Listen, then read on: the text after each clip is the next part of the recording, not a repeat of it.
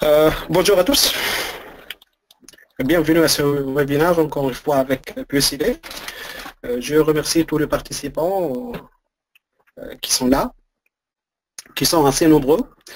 Également, je remercie PECB encore une fois pour la confiance qu'elle m'a accordée pour animer ce webinaire qui s'intitule l'identification, l'analyse et l'évaluation des risques selon l'ISO 31000, les outils et les techniques à utiliser.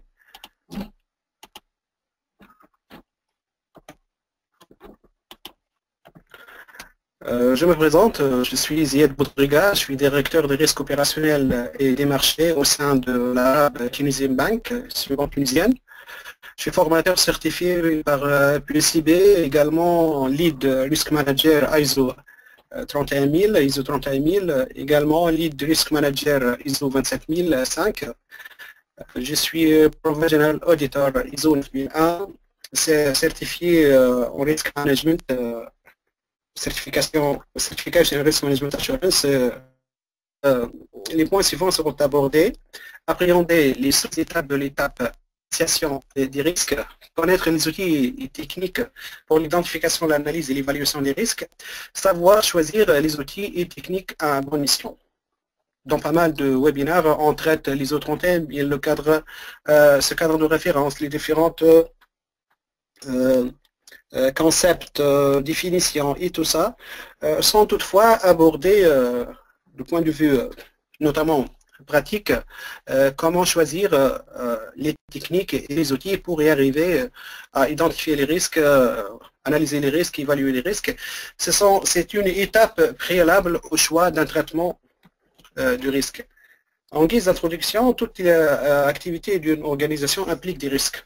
Le risque, on dit que le risque il est inhérent à toute activité et ces risques-là, il convient de gérer parce que un risque, il est là par rapport à un objectif. Et pour atteindre les objectifs, il faut maîtriser les risques. Avant de les maîtriser, il faut les identifier, les analyser, les évaluer et puis prendre une décision de les gérer. Donc, le management des risques comprend l'application de méthodes logiques et systématiques permettant de communiquer et de consulter tout au long de ce processus, consulter, c'est-à-dire entre les parties prenantes et les parties intéressées, d'établir le contexte de l'organisation afin d'identifier, d'analyser, d'évaluer et de traiter les risques liés à une activité, un processus, une fonction ou un produit, de surveiller et d'examiner l'évolution des risques, de rapporter et de consigner les résultats de manière appropriée. Assez rapidement, le management des risques, c'est quelque chose d'itératif et dynamique, elle change parce que l'environnement change, le contexte change, et par rapport à un même risque, si on choisit des solutions et des réponses à ce risque-là, d'autres risques peuvent être générés. La famille ISO relative au risque, c'est une famille assez complète, composée par la première norme, l'ISO 73-2009, management de risque vocabulaire, l'ISO 31000, proprement dit, version 2009, principes et lignes directrices de mise en œuvre, l'ISO 31010-2009, gestion du risque, technique d'évaluation du risque. On va, dans ce webinaire, s'attarder un tout petit peu sur cette norme-là, parce que c'est au cœur de l'objet de notre webinaire. L'ISO 31004 2013, management du risque, ligne directrice pour l'implémentation de l'ISO 31000, l'ISO 27005 2011, technologie de l'information, c'est l'application spécifique de la norme ISO 31000 dans un cadre bien déterminé qui est le risque lié associé à la sécurité de l'information. Le management des risques selon l'ISO 31000. 31000 et non pas 3100. La norme ISO 31000 2009, c'est un cadre générique d'ISO pour toutes les normes liées au management du risque. Environnement, santé, sécurité, qualité. Fournir des lignes générales sur le management des risques peut s'appliquer à tout type de risque, quelle que soit sa nature, n'a pas pour vocation de servir de base à la certification. Le processus de management des risques tel que présenté globalement par l'ISO 31000, il est composé en premier lieu par l'établissement du contexte, et puis il y a une sous-étape qui est l'appréciation des risques, qui est composée elle-même par des sous-étapes, identification des risques, analyse des risques, évaluation des risques, pour par la suite nous arriver au traitement des risques. Et tout au long de ces étapes-là, il y a communication et concertation, concertation entre les parties intéressées et les parties concernées. Il faut qu'il y ait une surveillance continue à tous les niveaux, l'établissement du contexte, l'identification des risques, l'analyse des risques, évaluation des risques, traitement des risques. Nous, on va s'intéresser dans ce webinaire uniquement à cette importante étape qui est la prestation des risques, qui est composée par identification des risques, analyse des risques et évaluation des risques. Là, comme vous le voyez très bien, il y a une différence entre appréciation des risques et évaluation des risques. Juste que je veux bien attirer votre attention qu'il y a un petit problème au niveau de la traduction de la norme ISO 31000 de l'anglais en français et également de la norme ISO 31010 de l'anglais au français. Au niveau de la norme ISO 31000, on parle de le terme assessment evaluation. Assessment, c'est appréciation et evaluation, c'est évaluation. Par contre, au niveau de la même traduction, au niveau de la norme ISO 31010, on parle ici d'évaluation et également d'évaluation. On utilise le terme deux fois, doublement. Donc, juste pour attirer l'attention de nos participants, qu'il faut faire attention. Toujours est-il, il y a quelques différences en matière de traduction. Ce qu'il y a à retenir, la traduction qui est la traduction de la norme ISO 31000 en langue française. On parle d'appréciation et ici d'évaluation, on va voir quelle est la différence. L'appréciation des risques comme un ensemble de droits sous-processus, l'appréciation des risques a pour objet de fournir des informations et une analyse factuelle permettant de prendre des décisions avisées sur la manière de traiter des risques particuliers et faire un choix parmi différentes options. On ne peut pas prendre une décision si on n'a pas une information exhaustive, complète, mise à jour, factuelle et utile. L'appréciation des risques permet aux décideurs et aux responsables de mieux appréhender les risques susceptibles d'avoir un impact sur les objectifs. Pour pouvoir faire face aux risques, il faut les appréhender. Et c'est cette étape-là qui va nous permettre de bien comprendre. Les résultats de l'appréciation des risques doivent être utilisés pour alimenter le processus de prise de décision de l'organisation. Et ici, en matière de management des risques, la prise de décision, c'est le fait de choisir quel traitement face à un risque bien déterminé, comme on le sait très bien, et à titre de rappel, il s'agit bien d'éviter le risque, d'éliminer le risque, d'augmenter le risque, de partager le risque, d'accepter le risque, ou bien carrément de le réduire. Pour voir plus de détails, vous pouvez consulter la norme ISO 31000 ou bien mes précédents webinaires au sujet de l'ISO 31000.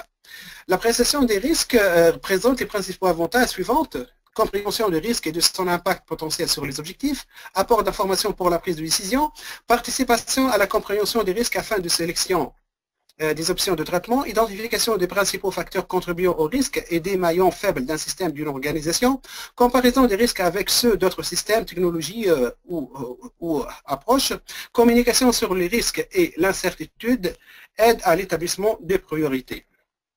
L'appréciation des risques présente les principaux avantages suivants.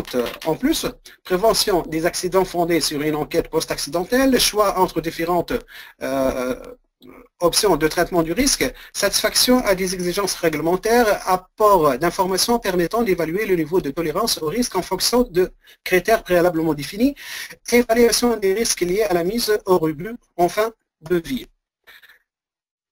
Il convient que les responsables chargés de l'appréciation des risques soient bien informés des éléments suivants.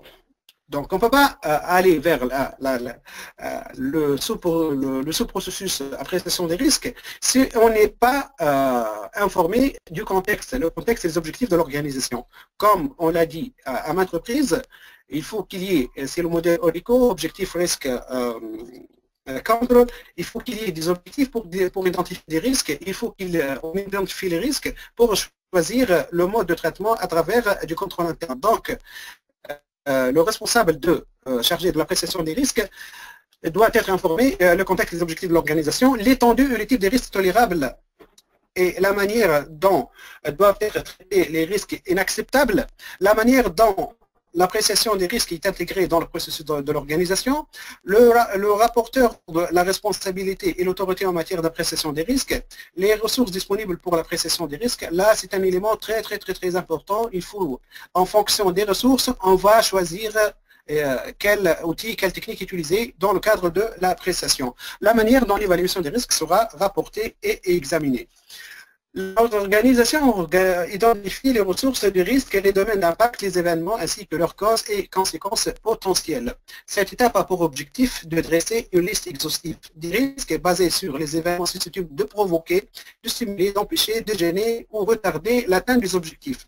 Donc un risque, c'est quelque chose qui va avoir un impact négatif sur l'atteinte des objectifs. Elle va retarder, entraver, diminuer tout ce qui va avoir un impact négatif de quelque nature que ce soit pas sur un objectif. On va aller donc l'appréciation des risques, les avantages. Le premier sous-étape, c'est l'identification. L'identification des risques, comme on l'a dit très bien, qu'il faut bien identifier les risques. Je ne peux pas gérer un risque s'il n'est pas identifié. Donc là, le risque, c'est de ne pas identifier un risque majeur. Là, on parle de management des risques. L'entreprise doit identifier ses risques, mais l'entreprise doit s'assurer qu'elle a mis en place un dispositif qui va lui permettre d'identifier tous ces risques, et notamment les risques majeurs. On ne peut pas gérer un risque qui n'est pas identifié. Et là, ici, on parle de l'exhaustivité des risques. Il y a une différence entre, je veux bien mettre l'accent sur quelque chose ici, il y a l'exhaustivité et la granularité. L'exhaustivité ne veut pas dire au détail près. Il faut déterminer, là on le sait très bien, en management des risques, il faut déterminer le périmètre. Et le périmètre en fonction de la maturité de ce processus-là et en fonction également des ressources disponibles. Donc, si on parle de l'exhaustivité, c'est-à-dire il s'agit bien des risques majeurs et des risques extrêmes. On ne peut pas, et personne ne peut identifier tous les risques mineurs. Donc, fonction de granularité et fonction de l'exhaustivité. Lorsqu'on parle de l'exhaustivité, il s'agit bien de l'exhaustivité en ce qui concerne les risques majeurs et les risques extrêmes. Bon, je vois bien une question une question que vous êtes en train de se poser, mais comment peut-on déterminer la gravité si on n'a pas identifié? Là, on va voir par la suite quel outil utiliser pour y être certain que les risques l'exhaustivité, elle va concerner les risques majeurs et les risques extrêmes. Et là, cette assurance-là va être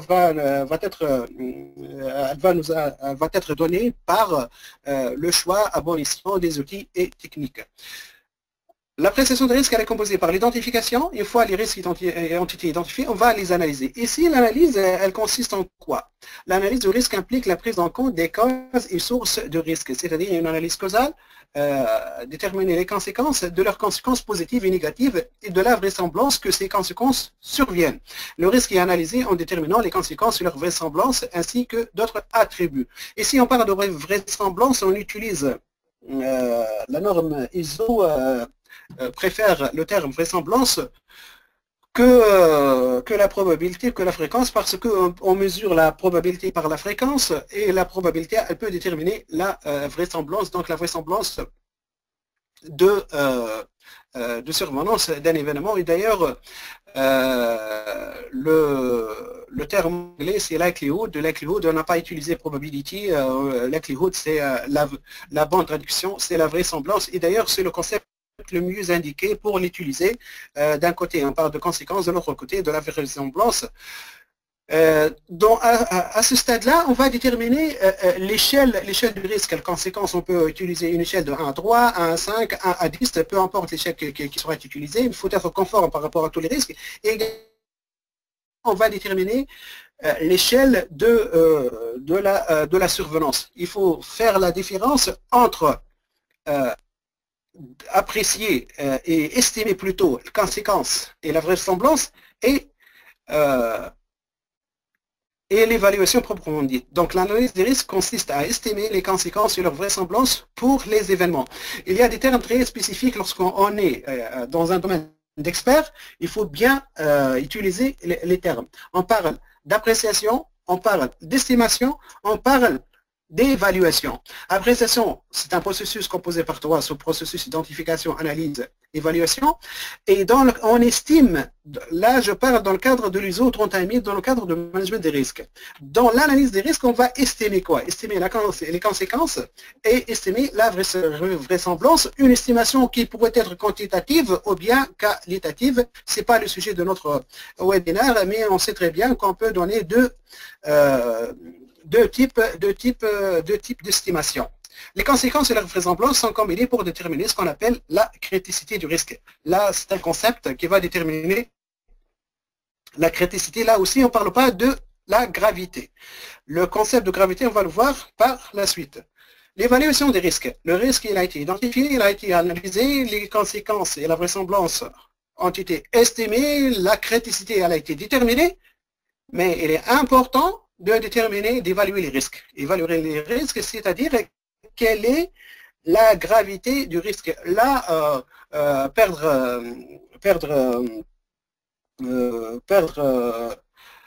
10 $, ou bien perdre 20 $, ou bien perdre 30 $. J'ai utilisé le dollar comme devise internationale, donc je n'ai pas utilisé des monnaies là telles que ma monnaie nationale qui est le dinar tunisien. Donc je reste au niveau du dollar. Si je perds 10 $, ou bien je perds 100 $, ou bien je perds 1000 $, ou bien je perds 100 000 $, là tout dépend. Tout dépend de la personne qui a perdu. Et tout dépend du moment de perte de cet argent-là. Donc 10 $, perdre 10 $ pourrait être grave, même très grave, et parfois perdre 1000 $ pourrait être mineur, en fonction d'un certain nombre de contextes, en fonction de beaucoup de paramètres subjectifs. Là, la possibilité de pouvoir évaluer en se basant sur des critères qui ont été identifiés au niveau de l'établissement du contexte. Donc, on va déterminer ce qui est grave, ce qui n'est pas grave, ce qui est mineur, ce qui est modéré, ce qui est majeur, ce qui est extrême. Là, c'est un autre ordre de gravité. Par exemple, si je prends un exemple d'une entreprise. Une entreprise qui fonctionne avec un système informatique. Le système informatique, il peut tomber en panne pour un moment bien déterminé. Là, si le système il est en panne pendant 1 heure, là, quel est le degré de gravité? C'est les non fonctionnels pendant une demi-journée, combien? C'est les non fonctionnels pendant toute la journée, là, c'est extrême parce que l'entreprise, elle peut perdre une partie de sa clientèle. Par exemple, si on prend un aéroport il fonctionne avec un système informatique très sophistiqué. Là, la gravité, même pendant 5 minutes, un système informatique d'un aéroport qui n'est pas fonctionnel, vous imaginez quelle est la gravité. Par contre, pour une banque, le système informatique, s'il n'est pas fonctionnel pendant 5, même à 10 minutes, à 15 minutes, la gravité n'est pas la même. Donc, là, à ce niveau-là, on va déterminer la gravité du risque en fonction des critères bien déterminés. Je prends un exemple au niveau, si je prends un exemple au niveau de l'entreprise, ce qui est extrêmement grave, par exemple, c'est la perte humaine. La perte humaine, elle est intolérable, inadmissible et inacceptable. Donc, tout risque qui peut mener à une perte humaine, elle est inadmissible et inacceptable. Donc, là, c'est un critère. Comme si on va déterminer les lignes rouges, on va illustrer ceci lors du choix de l'outil et technique au cours de ce stade-là. Les outils et techniques d'appréciation des risques, la norme ISO 31010, elle nous apporte un ensemble d'outils et techniques et destiné à refléter les bons usages en matière de choix et d'utilisation des techniques d'appréciation des risques et ne fait pas référence à des notions nouvelles ou en cours de développement n'ayant pas atteint un niveau satisfaisant de consensus professionnel. La norme ISO 31000, qu'est-ce qu'elle a fait? Ils ont, au niveau ISO, ils ont travaillé sur un ensemble des techniques et d'outils qui ont fait leurs preuves et les ont classés et les ont présentés sous forme de fiches pratiques afin de les utiliser en fonction de l'étape de l'appréciation des risques. La norme ISO 31010 est par nature générale, de sorte qu'elle puisse servir de guide dans de nombreuses industries et pour différents types de systèmes. Il faut savoir que l'ensemble de ces outils ne peuvent pas être utilisés dans n'importe quelle industrie. Par exemple, les établissements, les entreprises de services, on peut distinguer les entreprises de services, les entreprises industrielles et même industrielles. Tout dépend du secteur nucléaire, chimique, purement industriel, tout dépend l'agriculture, pharmaceutique. Donc, le risque manager, en fonction de ces outils et techniques qui sont présentés, il va choisir qui va convenir et qui s'adapte avec la complexité et la nature du secteur d'activité de son entreprise. Donc, en tant que risk manager, on n'est pas appelé, on n'est pas censé de le maîtriser tous. Moi-même, étant que je suis un formateur accrédité par PUCB, en ce qui concerne les ISO 31000, là, je ne peux pas prétendre maîtriser toutes les techniques parce que chacun de nous a des limites et on ne peut pas, l'universalité, ça n'existe plus. Je pense qu'en fonction du besoin qui s'impose à nous, on doit développer telle compétence ou telle autre. Les outils et techniques d'appréciation des risques peuvent être réalisés à divers degrés de profondeur et de détail et par de nombreuses méthodes de la plus simple à la plus complexe. Il convient que la forme de l'appréciation et son résultat soient cohérents avec les critères de risque développés dans le cadre de l'établissement du contexte. On ne peut pas, pour des risques, je ne sais pas moi, pour le service achat, on va utiliser la méthode Delphi pour pouvoir identifier et analyser les risques. Et la méthode Delphi, c'est une méthode qui est assez complexe et compliquée, mais on peut utiliser un petit atelier de RCSA. On va voir c'est quoi le RCSA par la suite. Donc, en fonction du besoin, de la complexité, en fonction des critères définis, on va déterminer les outils. Il convient de choisir là où les techniques sur la base de facteurs applicables tels que les objectifs de l'étude, les objectifs de l'appréciation des risques auront un effet direct sur les techniques utilisées. Les besoins des décideurs. Donc, il y a des critères qu'il faut prendre en considération. Les objectifs de l'étude. L'étude, là, on parle de l'étude en question en matière de, en ce qui concerne le périmètre fixé pour appliquer l'appréciation des risques, c'est-à-dire l'identification, l'analyse et l'évaluation. Les besoins des décideurs. Dans certains cas, un niveau de détail est nécessaire pour prendre une bonne décision, alors que dans d'autres cas, une compréhension plus générale est suffisante. Ici, on parle de la granularité. On va s'arrêter à quel niveau et quelle approche utiliser. Le type de l'ensemble des risques en cours d'analyse, l'amplitude potentielle des conséquences, le degré de compétence ainsi que les besoins en ressources humaines et autres. Là, le processus de management des risques, comme tout processus, il a une certaine maturité. Là, la maturité du processus de management des risques va déterminer quel outil et quelle technique utiliser. Et également, notre propre compétence, qualification et expérience en matière de management des risques, elle est déterminante. Moi, ce que je préconise, ce que je suggère, c'est de commencer tout doucement avec les outils techniques les plus simples. Et puis, par la suite, on va acquérir de la compétence, on va capitaliser sur notre expérience, on va aller vers des outils et des techniques de plus en plus compliqués et complexes. Il ne faut pas aller trop vite, il faut aller tout doucement, sûrement, comme on le dit au football, pas de précipitation, on a le temps, vous avez le temps, il faut définir un objectif pour vous selon un planning, selon une feuille de route bien déterminée. Si vous êtes au stade de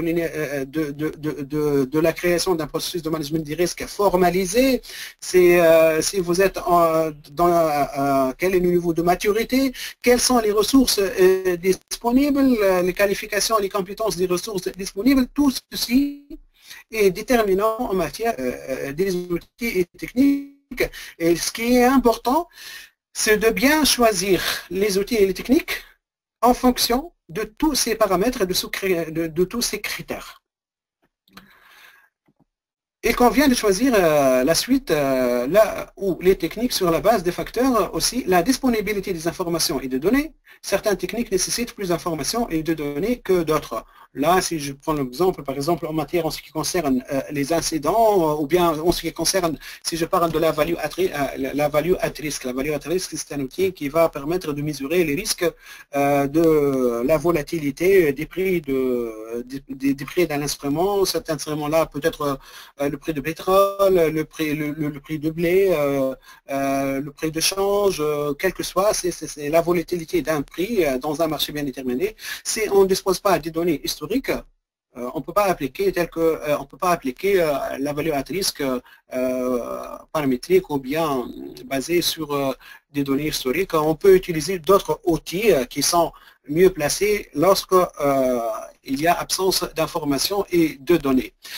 Les exigences réglementaires et contractuelles, c'est un facteur qu'il faut prendre en considération.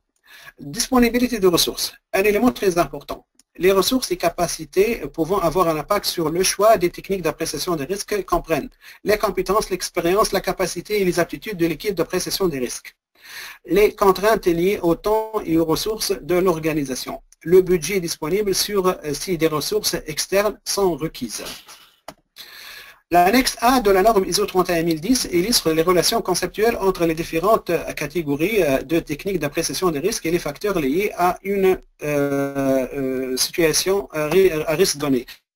Là, c'est un tableau qui affiche la norme ISO 31000. On trouve outils et techniques, l'ensemble des outils et techniques. Je vais essayer de lire avec vous, on ne va pas les lire tous. Nous avons un processus d'appréciation des risques qui est composé par quoi? Par l'identification des risques, l'analyse des risques et l'évaluation. Au niveau de la norme ISO 31000, ils ont cité l'outil et par la suite, par rapport à l'identification des risques, PA et NA, et A, qu'est-ce que ça signifie? Parfaitement applicable, non applicable, applicable. Si je prends le brainstorming, on va en parler tout à l'heure, c'est l'une des techniques que j'ai choisi à présenter dans ce peu de temps dont on dispose. Le brainstorming, il est parfaitement applicable en ce qui concerne l'identification des risques, mais non applicable pour l'estimation des conséquences et de la probabilité et du niveau du risque, c'est-à-dire la criticité. Et également non applicable en ce qui concerne l'évaluation des risques. Mais si je prends étude de danger et de l'exploitabilité, ASOP, au niveau de l'identification des risques, parfaitement applicable pour l'estimation des conséquences, applicable probabilité, applicable au niveau des risques, applicable pour l'évaluation des risques. Par contre, l'HACCP, ou bien l'évaluation des risques, celui-là, elle est parfaitement applicable pour tout. La HACCP n'est pas non applicable pour le niveau de risque. Également, vous avez tous les outils qui ont été présentés au niveau de l'ISO 31000 et pour chaque outil, on a est-ce qu'il est applicable à quel niveau. Donc, c'est une aide au choix de l'outil à utiliser et par la suite il y a toute une fiche détaillée comment appliquer, de quoi s'agit-il et comment l'appliquer. Vous en avez, ce sont l'ensemble des outils techniques présentés dans l'ISO 31000. Les autres 31000 également, elles présentent un autre annexe. Il est composé comment? Type de technique d'appréciation, description de quoi il s'agit, la pertinence de facteurs influents. Là, on détermine est-ce que les ressources et aptitudes sont influents pour l'application de ce type de technique, la nature et degré d'incertitude, la complexité, ou est-ce que cet outil-là permet de donner un résultat quantitatif. C'est quantitatif, donc oui. Si n'est pas quantitatif, c'est non. Donc un résultat quantitatif. Cette fiche-là, plus cette fiche-là, va vous permettre de bien choisir l'outil et technique. Exemple d'outil et technique, là, compte tenu du temps qui est très réduit, qui nous est alloué. Et comme j'ai dit, c'est un challenge pour nous de présenter plus que 100 slides, je pense. Cette présentation est composée de 100 slides.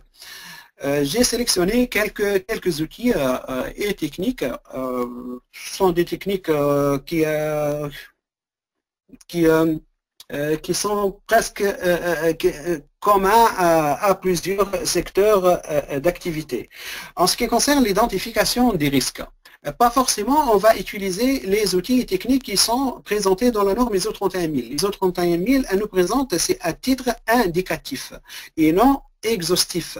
Vous pouvez choisir, vous pouvez développer vous-même des outils et techniques. Là, je vais bien partager avec vous un outil qui a été développé, créé par moi-même, la fiche Kiri. La fiche Kiri, de quoi s'agit-il? La fiche Kiri, là, à maintes reprises, il y a une question qui se pose, comment établir un bridge, comment établir une passerelle entre nous, les experts en management des risques, et les propriétaires des risques, les opérationnels. Eux ne savent pas les concepts utilisés par nous. Nous, on parle généralement un jargon très complexe et de spécialistes, donc il faut qu'il y ait un outil, une technique qui va nous permettre de collecter les informations nécessaires des opérationnels, à travers quoi la fiche Kiri, c'est l'acronyme questionnaire d'identification des risques inhérents.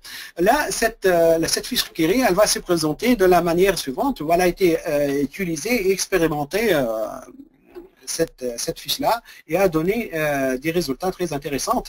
Là, on va se présenter selon le risk manager va se présenter à un opérationnel en lui demandant c'était au moins 3 tâches dont vous êtes chargé ou bien d'écrire en style télégraphique en quoi consiste votre travail. Ceci va beaucoup mieux que vous allez lui poser la question quels sont les risques inhérents au niveau de votre service. Donc le fait qu'il présente, commencer à parler avec lui, présenter en style télégraphique, en minimum 3, il peut utiliser plus que son travail, en quoi il consiste. Là, c'est la première étape. La deuxième étape, c'est pour chaque tâche qu'elle a été identifiée ici, vous lui demandez quelles sont les contraintes qui entravent le bon déroulement de chacune de ces tâches. Au moins une contrainte pour chaque tâche. Là, on sait très bien, l'objectif, c'est que la tâche soit assurée et accomplie. Et tout ce qui va entraver l'atteinte de la tâche, la réalisation de la tâche, c'est un risque. Donc, on va parler sans jargon. Quelles sont les contraintes? Tâche numéro 1, présenter 3 contraintes. Tâche numéro 2, 3 contraintes. Tâche numéro 3, 3 contraintes. Ici, on a au total 9 risques. Par la suite, pour chaque tâche, pour chaque contrainte, on va lui demander de donner une appréciation de la possibilité de la survenance de ces contraintes, selon l'échelle suivante. Faible, moyen, élevé. Il ne faut pas compliquer la vie des propriétaires de risques, c'est-à-dire leur demander une évaluation selon une échelle de 1 à 5. Être plus simple et lui permettre de se statuer. Il faut savoir que le risk manager, il ne va pas utiliser un outil ou une technique seul. Le risk management va être pratiqué et appliqué selon l'approche systémique. Autant que le risk manager, il va appliquer l'approche systémique à son niveau. Et quatrième étape, donner une appréciation de l'effet que pourrait avoir la non-réalisation de chacune des tâches sur votre travail ou le travail des autres selon l'échelle suivante, mineur, modéré, grave. Donc ici, on va déterminer quelle est la vraisemblance et ici, on va déterminer quelle est la gravité. Et ainsi, on aura un petit tableau là, poste par poste. Donc, on aura ici un risque à 1, 1, 2, 1, 3, 2, 1, 2, 2, 3, 3, 3, 1, et ainsi de suite. On peut donc codifier nos risques. Là, c'est ce qu'on appelle la fiche Kiri, un outil très simple qui ne nécessite pas une parfaite maîtrise de quelques techniques que ce soit, uniquement avoir une capacité à communiquer convenablement et maîtriser la communication. Le brainstorming. Le brainstorming est une technique de recherche collective inventée en 1939. Là, en français, c'est le remue-ménage. Le brainstorming, le remue-ménage, et comme toujours, là, en langue arabe, on dit que asifatul afkar ou zawbatul afkar. Le brainstorming est une technique qui a été créée par Fakni Osborne, né entre 1988 et 1966. pour la première fois le brainstorming en 1948. En fait, Osborne, il travaille pour une entreprise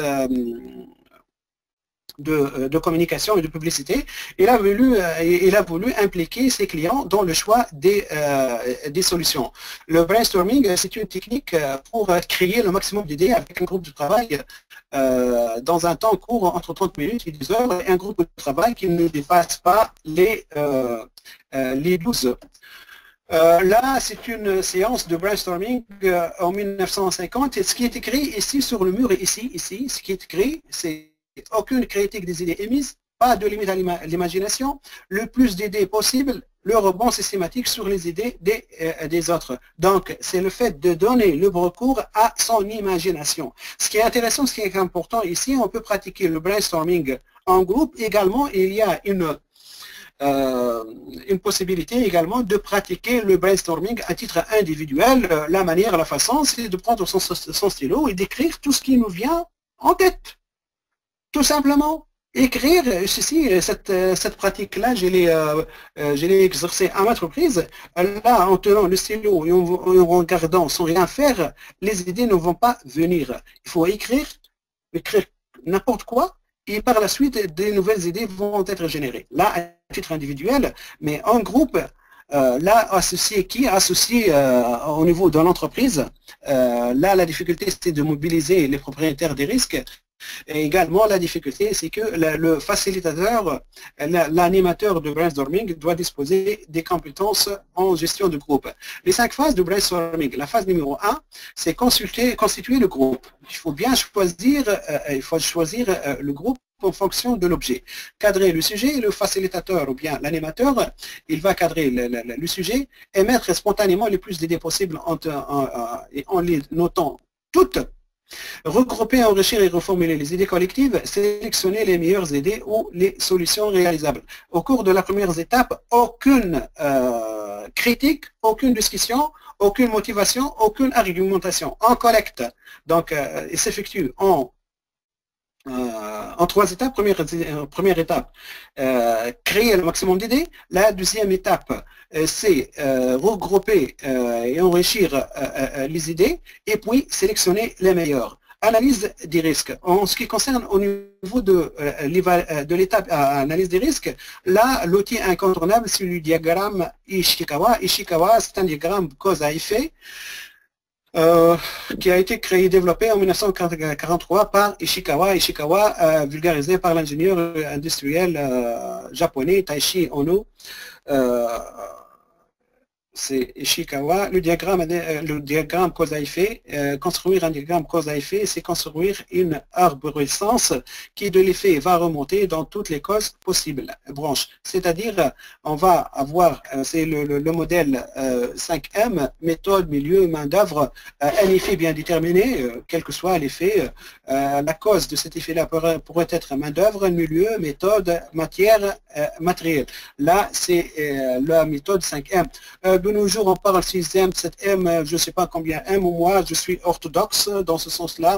Un outil, tous les M qui ont été ajoutés par la suite peuvent intégrer soit méthode, milieu, main-d'œuvre, matériel et matière. Donc, je ne vois pas l'utilité d'ajouter le 6e ou bien 7e ou bien Nième M. D'autant, c'est un outil qui a été, il faut garder... je ne suis pas contre faire évoluer quelque chose, mais cet outil-là, il peut supporter tous les M qui ont été ajoutés par la suite. Un risque, c'est un effet. Un risque, c'est un effet, c'est quelque chose qui va mal. Donc, le mode d'emploi, définir clairement l'effet sur lequel vous souhaitez agir directement. Donc, quel est mon risque? Lister les causes les plus probables du problème. Classer, on peut utiliser le brainstorming combiné au diagramme Ishikawa. Classer parmi les 5 familles des causes, établir des sous-familles lorsque le nombre de causes par famille le justifie. Ici, on commence l'étape 1, l'effet. Par la suite, l'étape 2, on va déterminer les sous-classes. Et puis, on aura d'autres, pour chaque classe, on a des sous-classes.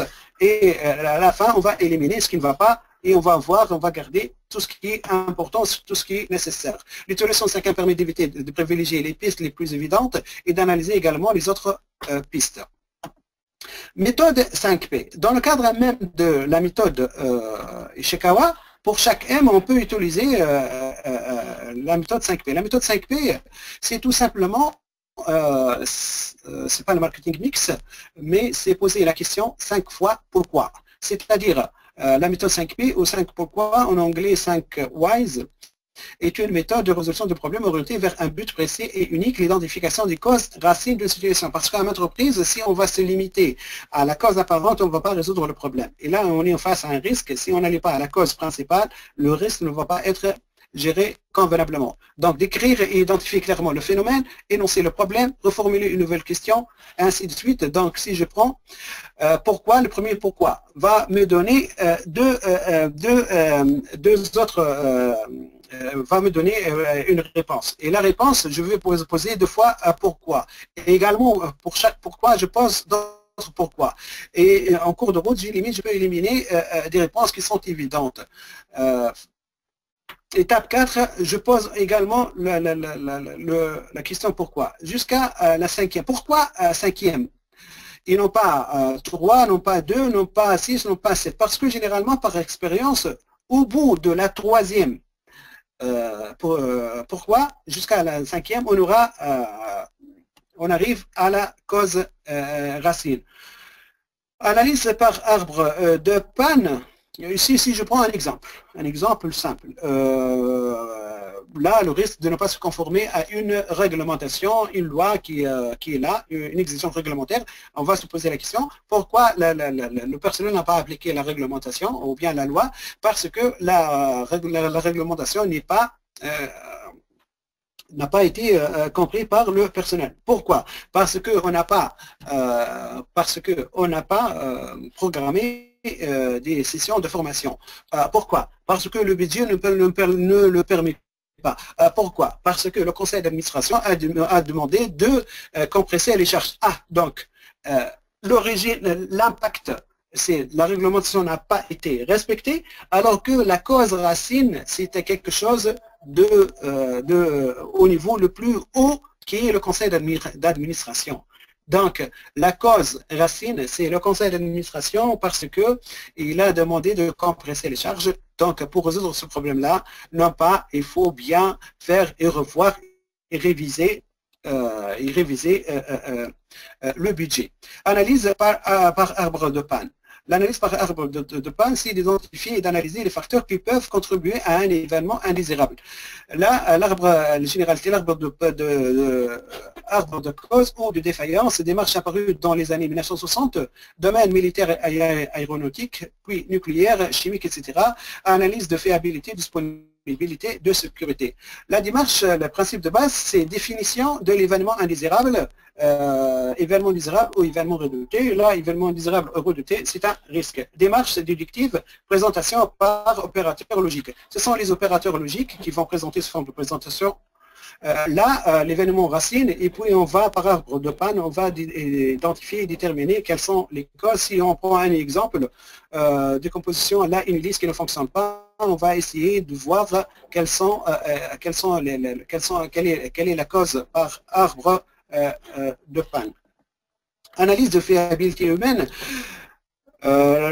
L'homme est un facteur très important en matière de management des risques, donc c'est l'erreur humaine. Là, l'erreur humaine, là, on a l'analyse de fiabilité humaine, et ça pourrait être le processus, ça pourrait être une procédure, et également ça pourrait être la cause humaine pour un incident dans une industrie ou bien dans le cadre de l'activité pétrolière ou bien du transport. Si je prends un exemple ici, là, c'est une erreur par inadvertance, à la faire tomber le pot. Là, cette situation-là ne présente aucun risque, mais avec cette situation-là, là, on voit bien, là, une erreur humaine, qu'est-ce qu'elle peut causer. Évaluation des risques. L'évaluation des risques, quel outil on va utiliser en matière d'évaluation des risques? La matrice, c'est ce qu'on appelle la matrice des risques. Ici, je rappelle très bien, si on va déterminer la gravité. Je rappelle juste l'échelle de vraisemblance pour estimer la vraisemblance. Je peux avoir almost certain, presque certain, type très probable, probable, possible, improbable, rare. 1, 2, 3, 4, 5, 6, une échelle de 1 à 6, je peux utiliser 1, 2 à 3, 1 à 10, 1 à 5, 1 à 6. Ce que je suggère, le plus pertinent, le meilleur, c'est de 1 à... c'est pas le... peut-être une autre fois, on va expliquer le choix des échelles. En ce qui concerne la gravité également. Maintenant, ceci n'est pas, ne nous permet pas d'évaluer, de donner une gravité du risque. On a besoin d'une autre échelle.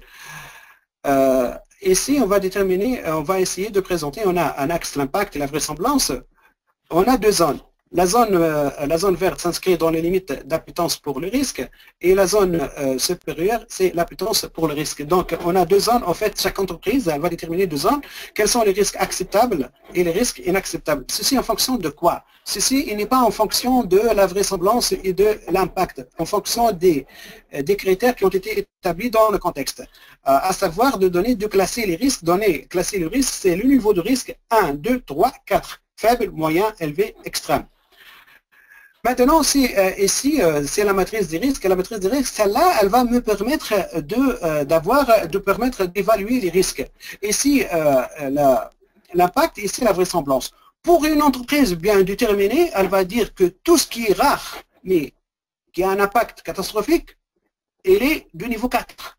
Une autre entreprise, tout ce qui est négligeable, mais almost certain, presque certain, il est d'ordre 2. Une autre entreprise, lorsque une fuite d'eau, des gouttes d'eau dans un robinet, avec le temps, ça va être quelque chose de considérable. Donc, autre entreprise, elle va déterminer, elle va dire à cette zone-là, non, c'est pas 2, ça sera 4 pour moi. Autre entreprise, elle va, cette zone-là, non, c'est pas 3, ça sera 2. Ainsi de suite. Donc là, c'est à titre d'exemple. Donc c'est ce qu'on appelle, ceci va être déterminé dans le cadre de l'établissement de contexte, c'est dans un document qui est intitulé la déclaration de l'appétence pour les risques. On ne peut pas gérer, on ne peut pas manager, on ne peut pas évaluer les risques sans ce document-là qui est la déclaration d'appétence pour les risques. Ici, la matrice des risques, on va arriver à à quelque chose comme ça. C'est quoi ça? Ça, c'est une autre que la cartographie des risques de l'entreprise. C'est un outil qui va être utilisé, la matrice des risques, dans l'évaluation des risques. Ici, je n'ai pas donné un nom parce que je vais utiliser quelque chose de générique qui va être appliqué au niveau de l'identification, qui va être au niveau de l'analyse des risques et l'évaluation des risques. C'est ce qu'on appelle le Risk Control Self-Assessment. C'est quoi le Risk Control Self-Assessment? Les responsables opérationnels sont chargés notamment d'évaluer les risques et les contrôles en place dans leur unité. On a le management des risques qui va essayer d'identifier, d'analyser, d'évaluer, n'est pas tout seul, mais en collaboration, en concertation, en communication avec qui de droit. Le Risk Control Self-Assessment, c'est un outil qui s'applique à travers trois techniques, soit notamment les ateliers, soit les études, soit les enquêtes. Le Risk Control Self-Assessment est un processus initié par la haute direction, supporté par la hiérarchie et mis en œuvre et utilisé par les opérationnels pour évaluer l'efficacité de contrôle interne de leur activité. Le RCSA aide les organisations à atteindre leurs objectifs. C'est un outil et technique qui a été utilisé au Canada dans les années 80, elle s'est développée et d'ailleurs on trouve une certification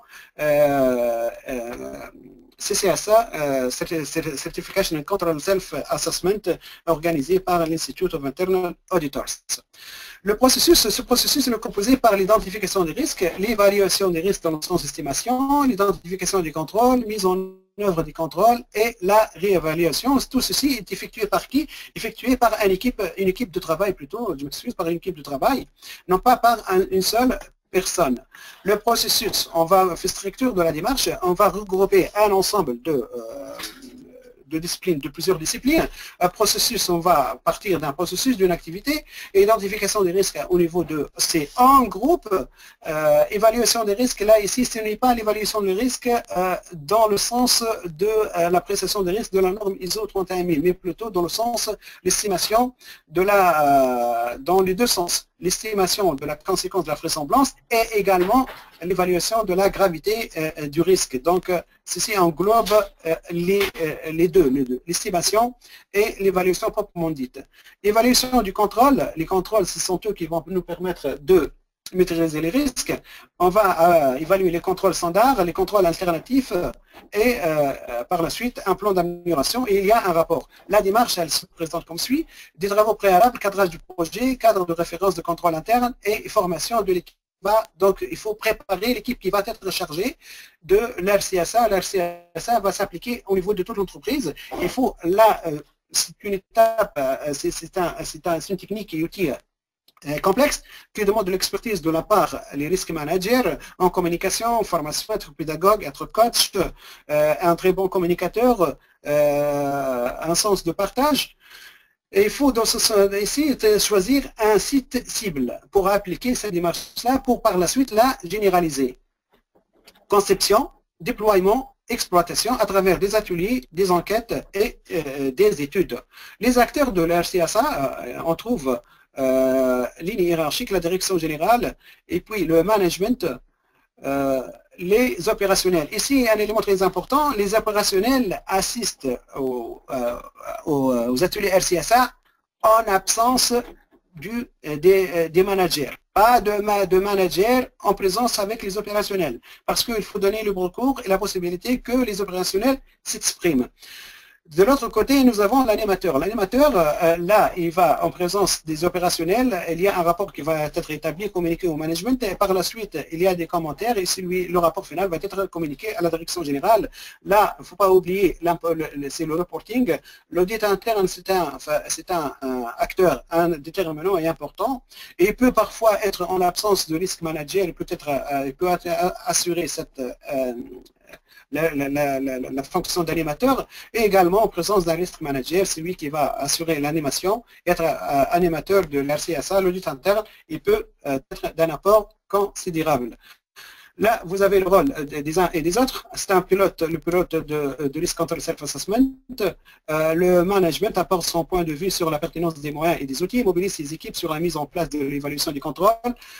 Les opérationnels effectuent les travaux d'auto-évaluation et proposent les plans d'action afin d'améliorer les contrôles. Là, c'est un outil très important, très intéressant. Il permet d'identifier les risques, d'analyser les risques, d'évaluer les risques. Et également, c'est un élément de motivation du personnel, parce que le personnel va se sentir concerné, il va agir, il va contribuer. Et il n'y a pas, là, si je reviens à la pyramide Maslow, chacun de nous a un besoin de se sentir utile dans un groupe. Et c'est un moyen de motiver le personnel et de les considérer comme des personnes utiles et même très utiles. Et même, on peut dire, il est incontournable d'associer les propriétaires des risques, l'opérationnel qui est dans son poste, à identifier ces risques-là. L'animateur, dans les critères de réalisation et anime le processus RCSA, on dit égal RCSA ou bien CSA, les deux concepts sont utilisés. Personnellement, je préfère le RCSA ajouter le risque, mais parfois dans la littérature on trouve CSA, Control Self-Assessment, coordination de conception de référentiel du contrôle interne, définition et mise en œuvre des outils, formation et information, support et utilisateur. Il est le chef du projet RCSA ou bien CSA. L'audit interne, c'est un soutien important. Le conseil d'administration ou le comité d'audit en tant qu'organe faisant partie de la gouvernance d'entreprise, le comité d'audit s'intéresse aux résultats du processus RCSA. S'il y a un comité des risques également, parce que le comité des risques n'est pas un comité qui est généralisé, le comité d'audit il est le plus généralisé. On peut, en plus du conseil, le conseil il peut les constituer. Il peut composer des comités tels que le comité d'audit, tel que le comité des risques pour assurer des fonctions en son nom, et le comité d'audit et le comité des risques, ce sont eux qui rapportent au conseil. Les résultats du processus RCSA peuvent lui être remontés par la direction générale. 3 outils peuvent être utilisés dans une démarche RCSA: l'atelier de travail, l'enquête basée sur des questionnaires, l'étude et l'analyse. Ce que le RCSA ne peut pas faire, détecter les erreurs, détecter les fraudes. Plus d'outils et techniques. Nous avons un cerveau qui fonctionne parfaitement, convenablement, si on va l'utiliser convenablement. Donc, pensez, réfléchir, donnez le recours à votre imagination, soyez créateur, innovateur pour d'autres outils et choisir les bons et les meilleurs en fonction de la maturité de votre processus de management des risques, en fonction des besoins, en fonction des ressources disponibles. Merci pour votre attention.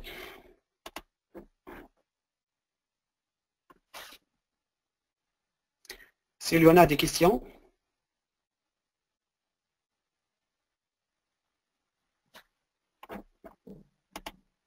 Sinon, je pourrais répondre à vos questions par email. Vous pouvez envoyer vos questions et les réponses vous seront adressées par email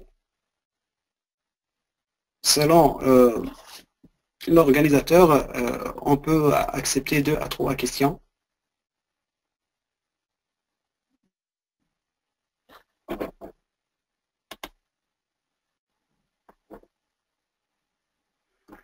Ok, on a une question.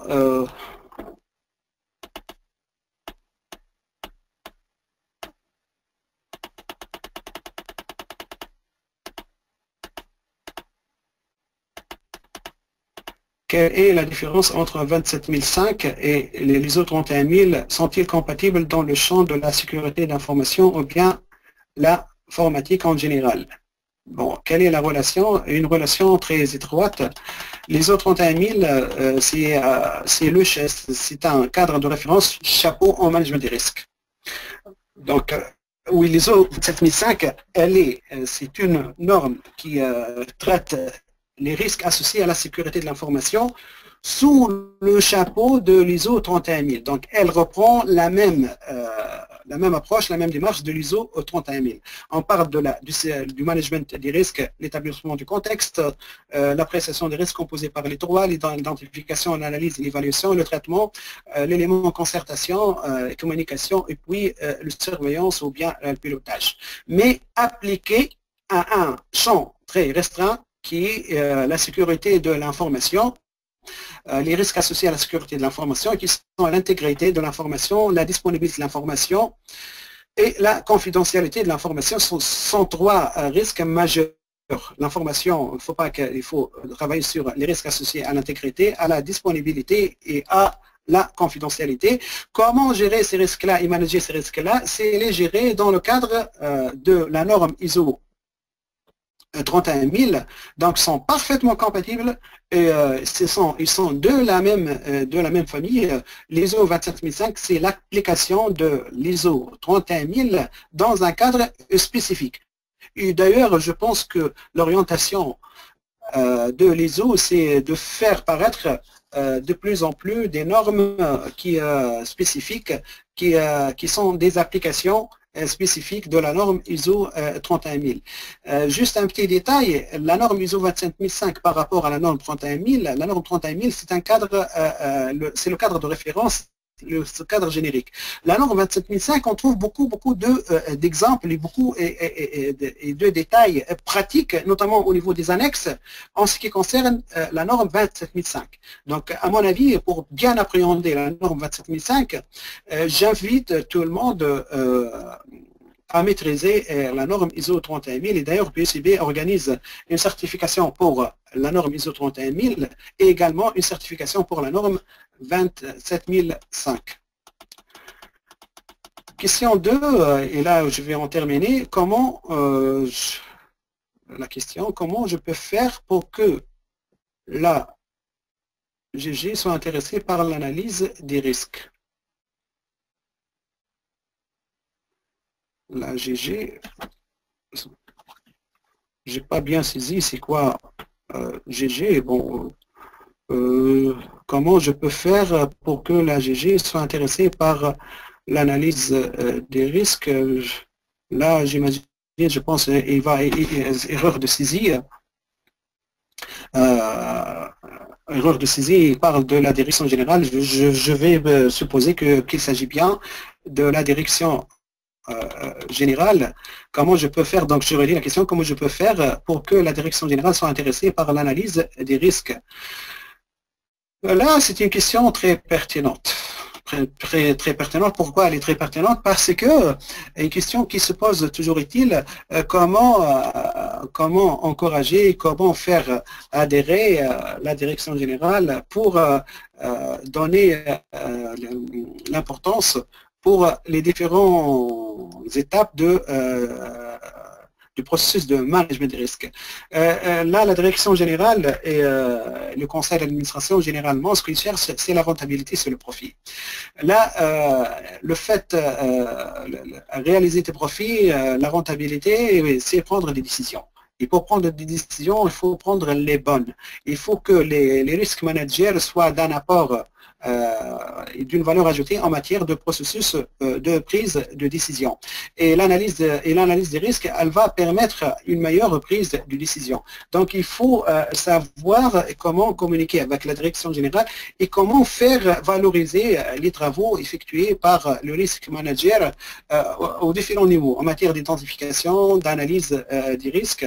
Et l'évaluation des risques, elle dépend des critères qui ont été établis au niveau de l'établissement du contexte. Donc, pour prendre une décision, on a besoin d'une analyse. Et la pertinence des analyses, de vos analyses, il faut avoir beaucoup de volonté, il faut avoir beaucoup d'endurance et beaucoup de courage et améliorer son professionnalisme, son expertise.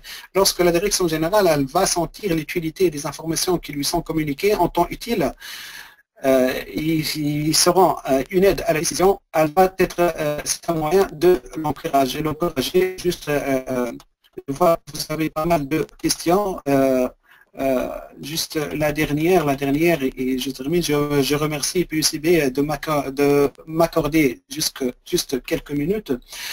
Existe une application pour analyser les risques à automatiser le travail, par exemple, dans le domaine industriel. Là, ce n'est pas des applications informatiques, il y a des méthodes qui vont être pour les risques informatiques liés au système d'information. Il y a la méthode Mihari qui est gratuite et la méthode EBIOS. Là, vous pouvez, je vous invite à consulter Internet et vous pouvez les télécharger. Et également, je vous invite à suivre parce que PUCB elle organise des certifications pour la méthode Mihari et la méthode EBIOS. Tout dépend, chacun de son besoin peut choisir soit la méthode Mihari, soit la méthode EBIOS. Je vous remercie pour votre attention. Je vous remercie également pour cette interactivité. J'aurais voulu répondre à plus de questions, mais si on peut vous répondre directement par email. Ainsi s'achève notre webinaire. Merci PUCB, merci tous les participants de m'accorder encore une fois cette occasion d'être en communication et d'être en contact avec vous. Bonne continuation et bon courage. Au revoir.